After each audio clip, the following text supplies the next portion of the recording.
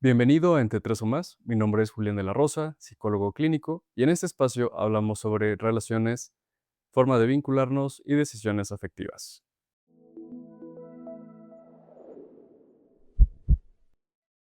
La semana pasada hice una encuesta en Instagram, en @Entre Tres o Más, sobre qué áreas de la sexualidad les gustaría conocer o les gustaría aprender. En este caso ganó la opción de pérdida de deseo. Curiosamente, la mayoría de las que participaron ahí son mujeres, entonces lo vamos a enfocar un poquito más hacia este lado. Ahora, con esto no digo que los varones no puedan tener pérdida del deseo, claro que sí, puede pasar, pero vamos a enfocarlo más para acá porque, vaya, es el público que está viendo el contenido y que está participando.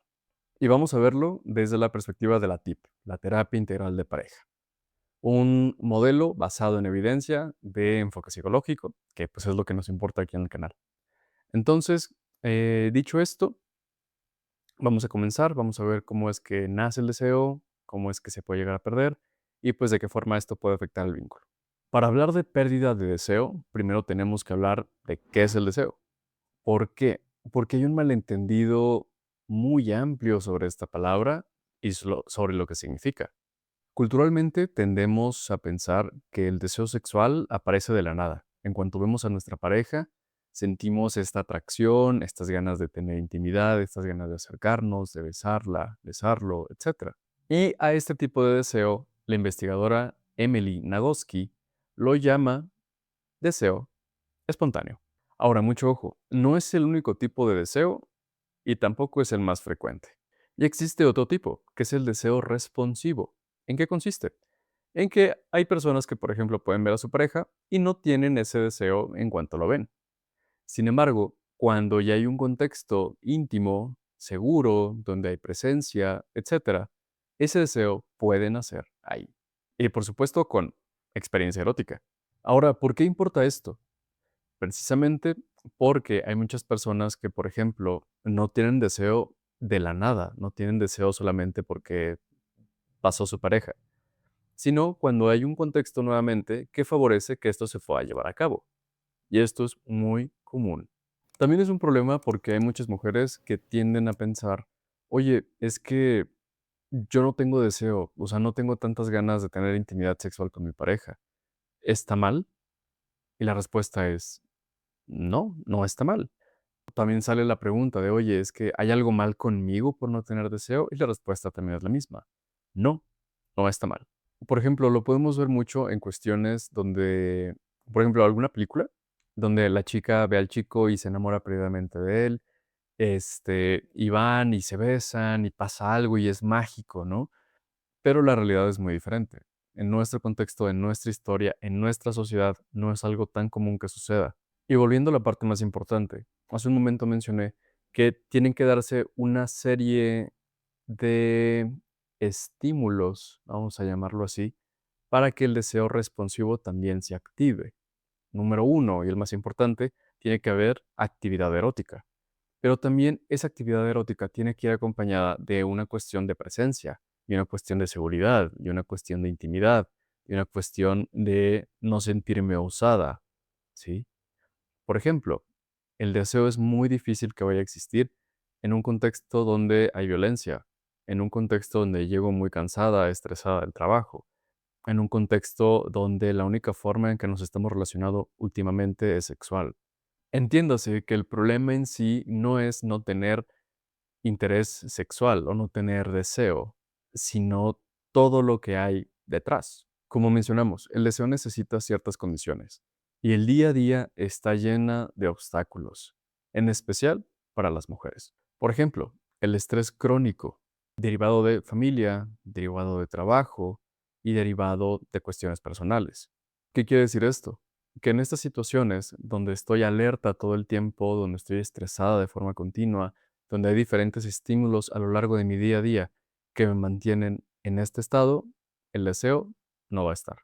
A todo esto vamos a sumarle toda la lista de cosas que hay que hacer en casa. El cuidado de los niños, si están sucios los trastes, si tenemos algún familiar mayor con nosotros, el cuidado de ese familiar también. Entonces, si se dan cuenta, es un contexto bastante cansado, bastante estresante. Y naturalmente, el deseo no es tan importante en este contexto, va a quedar en segundo plano. El deseo también vive en cómo la persona vive la experiencia dentro de su cuerpo. ¿A qué me refiero con esto? Por ejemplo, hemos sabido, y es algo bastante común, estos mensajes continuos sobre cómo tiene que verse una mujer, cómo tiene que verse, cómo tiene que oler, cómo tiene que vestirse, qué es lo que tiene que hacer, cómo se tiene que comportar, etcétera, ¿sí? Y todos estos factores también afectan el deseo. La dificultad para desear no siempre es dependiente del vínculo o de nuestra pareja, sino de nuestra propia relación con nuestro cuerpo. Hay ese constante automonitoreo sobre cómo me veo, si lo estoy disfrutando, sobre mi imagen, antes que priorizar lo realmente importante, disfrutarlo. Y todo esto, tenerlo presente, va a cortar el deseo de raíz. Ahora, ¿esto es tu culpa? La respuesta es no. En todo caso, sería el resultado de lo que una cultura ha reforzado y mantenido a lo largo de los años. El decirle a la mujer cómo tiene que verse, el decirle a la mujer cómo se tiene que comportar, el decirle a la mujer cómo tiene que oler, el decirle a la mujer cómo tiene que comer, ¿sí? Todos estos factores también matan el deseo por parte de las mujeres. Dicho esto, entonces podemos concluir que el deseo no nace del vacío, nace de una serie de aprendizajes, desde que somos niños, lo que nos enseñan, lo que vemos, adolescentes, lo mismo, aquellas educaciones que nos pudieran llegar a brindar, pudieran estar también muy limitadas, ¿no? Sobre lo que pensamos que es contra lo que realmente es.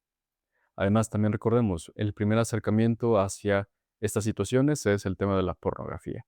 Entonces, esto también afecta mucho sobre el deseo, sobre el cómo tiene que verse, cómo tiene que ser, cómo tengo que comportarme, qué es lo que tengo que hacer también, ¿saben? También nuestra propia experiencia, si son experiencias placenteras o de displacer. Si fueron situaciones donde tuve seguridad o donde no la tuve y al contrario fue violencia. Siendo ese el caso, todo esto condiciona el cómo vemos el deseo, condiciona el cómo vivimos también nuestra sexualidad.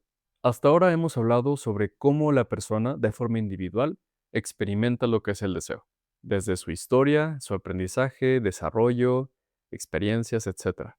Pero ahora vamos a verlo también desde una perspectiva de el vínculo. ¿Cómo es que esta situación del vínculo puede afectar o se ve afectada también? La tip parte de una premisa muy importante. La intimidad sexual y la intimidad emocional no son independientes. El deseo de conectar sexualmente con alguien, generalmente o para una mayoría, puede requerir una conexión emocional también. Y cuando esta base se erosiona o no está presente, el deseo también se va. Ahora, ¿cómo se erosiona esta base? Por ejemplo, hay discusiones que no llegaron a ninguna solución y se siguen dando.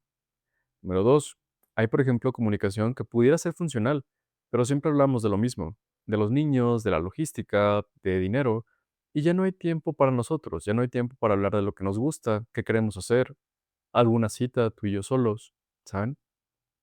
Entonces, todo este grupo de situaciones van erosionando la relación, van erosionando lo que es la dinámica, y por ende el deseo también puede no estar disponible. En este contexto, el sexo puede llegar a considerarse como una obligación, como una carga, y pues necesariamente esa cuestión no va a durar tanto.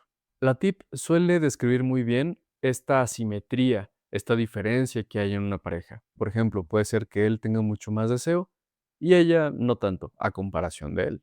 Y en lugar de que esta diferencia se explore con curiosidad y apertura, termina siendo todo lo contrario. Termina polarizando la pareja, lo que hace que se separen, se repelan. Este busca acercarse, ella no quiere. Este insiste y ella, ya más que verlo como un acto de cercanía, de intimidad sexual, de estar con su pareja, de amor, etcétera, ya lo ve como una insistencia, ya lo ve como una obligación, ya lo ve como un tienes que. Y esto no hace match. Entonces, ¿en qué terminamos con esto? Con alguien que se siente rechazado, que no se siente atractivo, que ya no siente que pueda haber a lo mejor una conexión entre ellos dos. Y la otra que también se siente culpable, de que es que, o sea, sí te quiero, pero no tengo ganas, pero es que no quiero realizarlo de esta forma. Y no es hasta que los dos platicamos, nos acercamos y vemos qué es lo que está pasando. Ah, bueno, es que fíjate, tuve un día muy pesado en el trabajo. Tengo muchos pendientes todavía. Tengo una situación en la casa con mis padres. Fíjate que mi abuelo se puso grave. Falleció el perro.